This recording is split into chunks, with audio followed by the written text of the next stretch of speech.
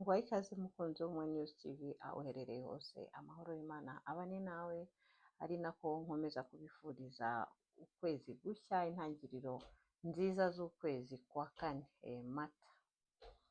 Hanyuma rero uyu munsi nifuje kubagezaho ikiganiro, agace gato k'ikiganiro Perezida wa Repubulika Nyakubahwa Paul Kagame yagiranye n'ibinyamakuru bitandukanye, aho baganiriye ibintu bitandukanye, ariko mu byaganiriwe nifuje ko nabanyuzaho agace gatoya yabasangije cyangwa yasangije abari bakurikiye iyi gahunda ubwo yari live, harimo kuri TV and Radio 10, harimo Royal FM n'ibindi binyamakuru bitandukanye na RBA Radio Rwanda.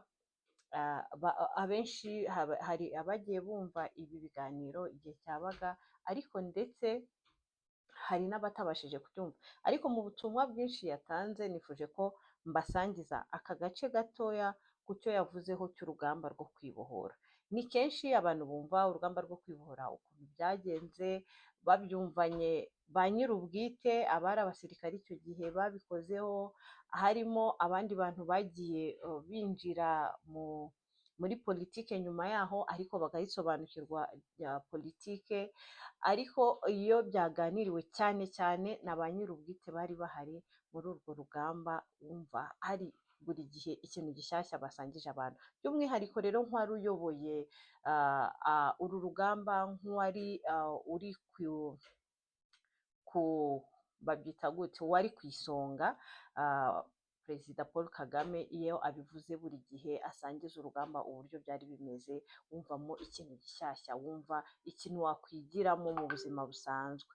Ni kuri urwo rwego rero ntabwo nabasha uburyo mbisobanuramo, sinashobora gusobanuramo ngo ntange ubutumwa nyirizina yatanze, ariko nk'umwe News TV nifuje ko nabageza ako gace gatoya mu byo wumvishe, ukongera ukuvamo ibintu bishyashya. Harimo uburyo yasangije abantu, ngo uburyo aho yahereye yiga Igifaransa, abakurikira Perezida wa Repubulika murabizi Igifaransa ajya tugezaho rimwe na rimwe iyo yabonye akanya. Hanyuma harimo ubutumwa bushyashya, harimo ibishyashya yasangije abantu. Hanyuma rero reka nze mbahe mwiyumvira ubutumwa, hanyuma nubyishimira ukumva ari ubutumwa wasangiza ubundi ugira ubusangiza nawe. Murakoze cyane.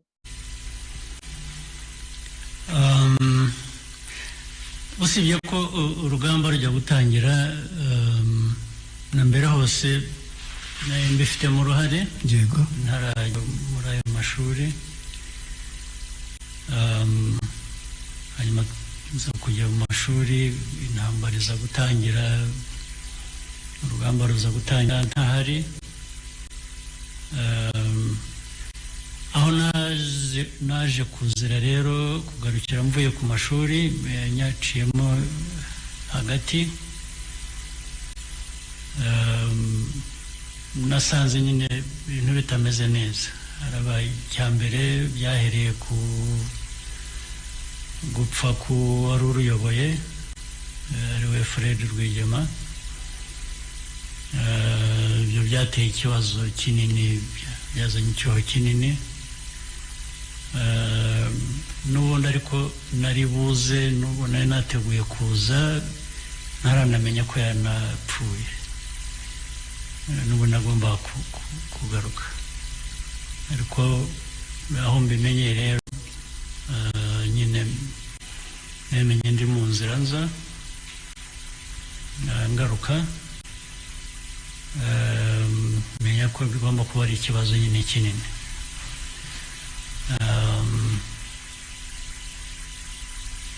Mpageze nsanga kuko byagize ingaruka, nsanga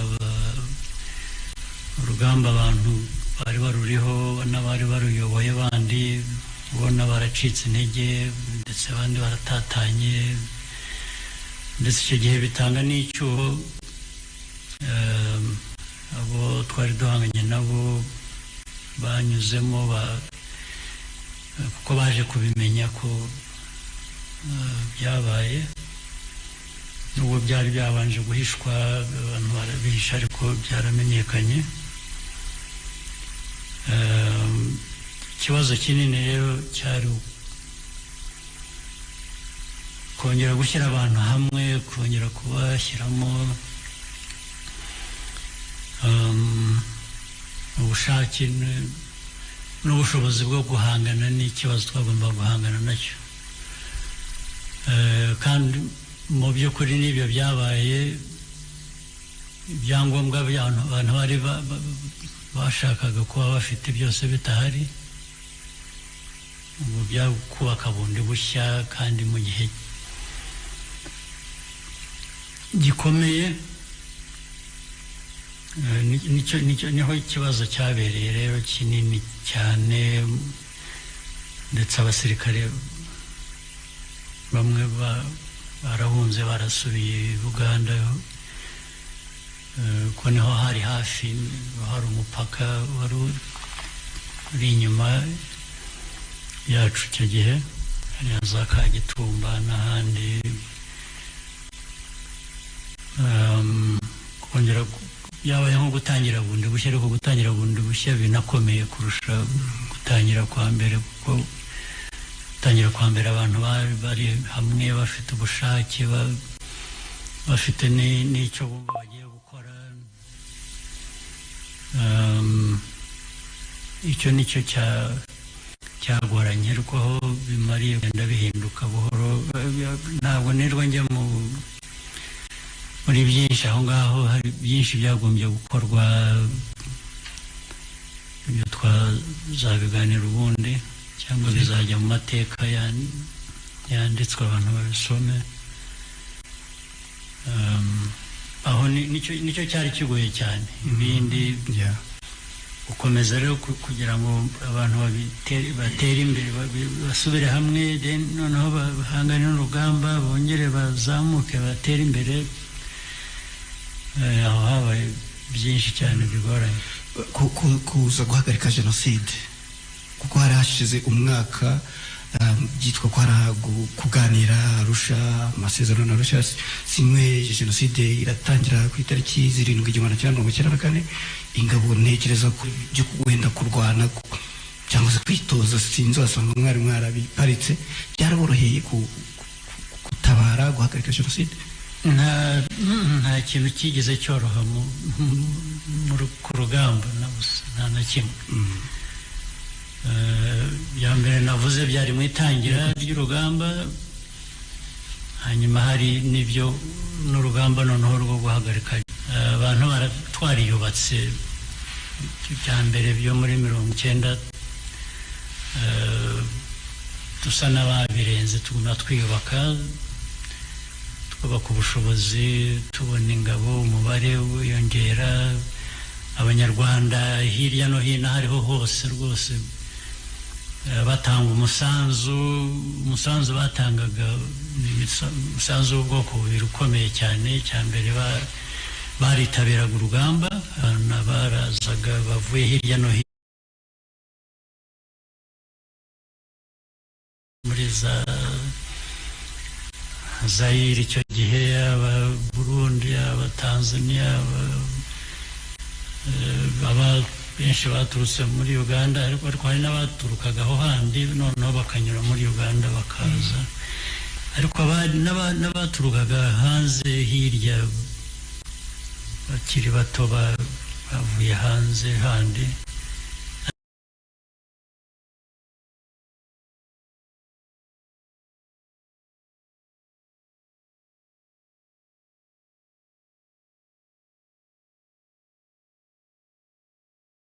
Hanze handi, ariko cyane cyane ibyo ni rimwe ku bantu, ibyangombwa abantu bwabo. Ikindi cyangombwa ni umusanzu batangaga, abanyarwanda bose barabihagurukiye, yaba umusaza, yaba umukecuru, yatangaga bike bafite bakabyohereza ku rugamba, bigatuma tubona ibyo twashoboraga kubona byo kurwanya urugamba. Kandi byabaga buri gihe, barafashije rwose. Intambara yabaye y'abanyarwanda mbese, ariko mu gihugu bamwe twakoranaga ndetse bari bazi n'ikibazo kurusha, kubera ko bari bakirimo, baratotejwe, barakandamijwe, n'ababaga hanze hanze nabo batari bameze neza mu buzima bwabo muri politiki y'aho bari hirya no hino. Kubishyira hamwe rero ku gihe cyo guhagarika jenoside byo rero ntabwo byari byoroshye na gato, ariko nibura twari dufite aho duhera. Uribuka imishyikirano ya Arusha yarabaye, ndetse bigeze ndibuka muri 1993 mu kwezi kwa kabiri, ndibuka itariki 8 habaye, byasaga naho byari bimaze igihe, icyo gihe muri 1993 yari bimaze igihe abantu bajya mu nama bisa nkaho ndetse bashaka kumvikana bikagira bitya. Ariko muri 1993 muri uko kwezi kwa kabiri habaye kwishwa kw'abantu mu Bigogwe no muri Kibirira, cyane cyane muri za Kibirira. Ibyo rero nibyo byahagaritse imishyikirano ya Arusha, ndetse icyo gihe tubabwira ko n'ubundi twari turaho dushaka kumvikana kwa mbere no guhagarika kwicwa kw'abantu, ndetse no guhagarika urugamba, tugashaka uko ibibazo bishakirwa umuti wa politiki. Ariko ko bo babivuyemo, batangiye kwica abantu nk'uko na mbere hose byateraga intambara. Nyakubahwa Perezida wa Repubulika, mutumye mbabaza iki kibazo. Kuri urwo rugamba rwo ku ya 8 z'ukwa kabiri 1993, ingabo zanyu zakubye, wenda imibare murayitwibwirira, nk'inshuro enye eshanu aho mwagenzuraga. Abasirikare banyu ba mbere bageze hariya Rulindo kuri Paruwasi, ariko nyuma musubira inyuma, ku buryo uwayoboraga inyeshyamba zo muri Angola witwa Jonas Savimbi kuri BBC yabasetse, yaravuze ati nawe mbonye inyeshyamba zitareba kure, ahantu barahafashe, none baraharekuye basubiye mu birindiro mbere yaho. Icyo kintu sinzi niba mwari mwakivugaho, mwakitubwira ujye kuba Perezida wa Repubulika. Uko byageze icyo gihe, urugamba mbere y'urwo rugamba tujya mu mashyikirano, twabonye icyo gihe twagize umwanya nta ntambara iriho, hari ceasefire, ariko twebwe tubona umwanya wo turitegura kugira ngo nihagire ikizaba, uwo mwanya tuzabe tutarawukoresheje ubusa. Hanyuma bisha abantu, ndetse Arusha ihagaze, ni naho Bagosora yavugiye bataha ava muri Arusha. Icyo gihe ndabyibuka, yabwiye abantu ngo baratashye, bagiye gukora apocalypse, imperuka. Nakoresheje ijambo yakoresheje, uko yabivuze ari Arusha, abantu baranamwumva, barabitubwira, kuko bari nkaho uvuga ngo tugiye noneho kurangiza ikibazo neza.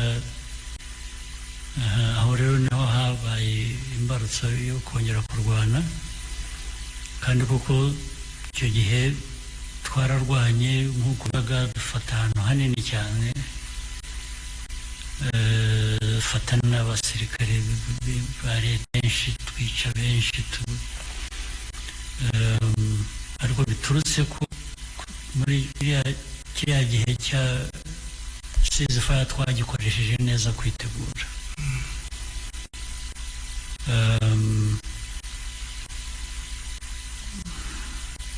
Ibindi byakurikiyeho ni uko haje pressure nyinshi cyane, ariko isi yose babonaga ko mu by'ukuri aho twageze hafi na Kigali n'aho za Shyorongi, abantu babona ko byarangiye, noneho ngira ngo haba panic isi yose, na UN n'iki, babonaga ari nko kuba twafata Kigali, byari batunguye, bakoresha uburyo bwose banadufungira, ndibuka kwibagirwa ibi muri ariya mafaranga abanyarwanda bajyaga baduha n'iki twayaga turaguramo imyambaro tukaguramo amasasu twari dufite abantu dukoresha bakabituvanira hanze bakabizana bikanyura muri Kenya Uganda bikaza icyo gihe muri pressure bakoresheje baza gukoresha ko bamenye ko hari ibyo twakoraga hari ababibabwiye kuko bagomba gukorerana n'inzego zimwe zo muri ibyo bihugu kugira ngo binyureho bamerera nabi ibyo bihugu bindi duturanye cyane cyane cya Uganda bari bazi ko dukoresha nyine abanyarwanda bari babizi bimwe ibindi batabizi noneho bababwira ko babihagarika muri iyo ntambara hagati kandi nibyo twari dutezeho gukoresha yego